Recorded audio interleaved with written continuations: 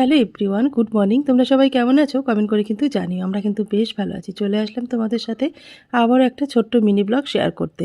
তা দেখো, আজকে কিন্তু আমার একটু বেলা করেই সকালটা শুরু হলো। কেন তোমাদের কালকে বলেছি যে শরীরটা প্রচণ্ড খারাপ, গা হাত পা এত যন্ত্রণা করছে, মাথা যন্ত্রণা করছে, মানে মাথা তুলতেই পারছি না। কিন্তু সংসারের কাজকর্ম বেশিক্ষণ তো আর ফেলে রাখা যাবে না, তাই জন্য 8:30টার মতন বাজে। তো এই সবে জানলা দরজা খুলে নিজে একটু রেডি হয়ে নিয়েছিলাম। রাতে যা পরে এই সমস্ত জামাকাপড় চেঞ্জ করে একটা কুর্তি পরে নিয়েছি, কাজগুলো একটু সুবিধা হবে আমার করতে, সেই জন্য সকালে একটু রেডি হয়ে নিয়েছি। তারপরে দেখো, বেড কভারটা আজকে একটু চেঞ্জ করবো। আর এই যে ধুলো টুলো ঝাড়লে আমার যে কি অ্যালার্জি শুরু হয়ে যায় তোমাদের কি বলবো, মানে ডাস্ট অ্যালার্জি আছে। আমি না একদম ধুলোর কাজ করতেই পারি না, কিন্তু ঘরে সংসারে কাজ করতে গেলে তো এগুলো ফেস করতেই হবে, কিছু তো করার নেই। তা দেখো, বেড কভারটা চেঞ্জ করে নিলাম, নিয়ে বালিশের কাভারগুলোও চেঞ্জ করে নিয়েছি আজকে।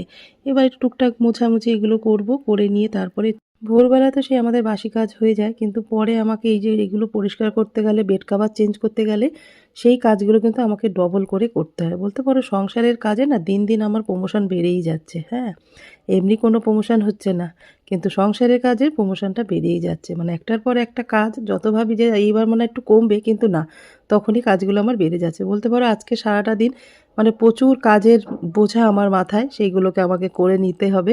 শরীর খারাপ নিয়েইও করতে হবে, রান্না বান্না সমস্ত কিছু পড়ে রয়েছে, ছেলের ব্রেকফাস্ট বানানো, মানে স্যামের খাওয়ানো, সব কিছু এখন মাথার মধ্যে রয়েছে। মানে কোনটা থেকে কোনটা করব সত্যি বুঝতে পারছি না। মানে শরীর একদম দিচ্ছে না, জোর করে কাজগুলো আমাকে করতে হচ্ছে আজকে এত শরীর খারাপ নিয়েও। মানে কথা বলতে পারছি না, ভয়েস ওভার দিতে গেলে তোমরা বুঝতে পারছো আমার গলার অবস্থাটা ঠিক কতটা খারাপ হয়ে আছে। মানে নাক মুখ দিয়ে সমানেই জল পড়ছে।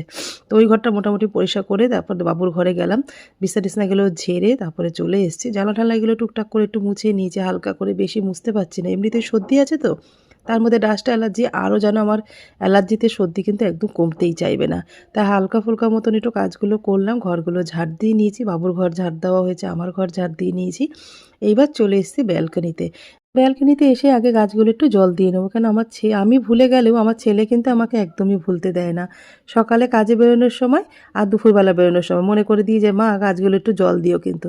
তা গাছগুলো জল দিয়ে ব্যালকনিটা ভালো করে ধুয়ে চলে এসেছি ঘর মুছতে। ঘরটা মোছা হয়ে গেলেই কিন্তু কাজগুলো মোটামুটি কমপ্লিট করে নিতে পারবো।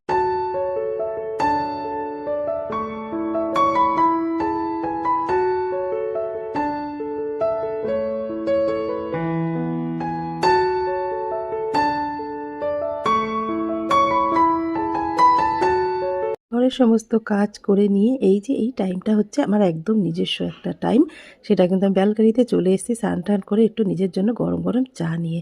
তো চলো, ছোট্ট মিনি ব্লগটা তোমাদের সাথে শেয়ার করলাম, তোমাদের কেমন লাগলো কমেন্ট করে কিন্তু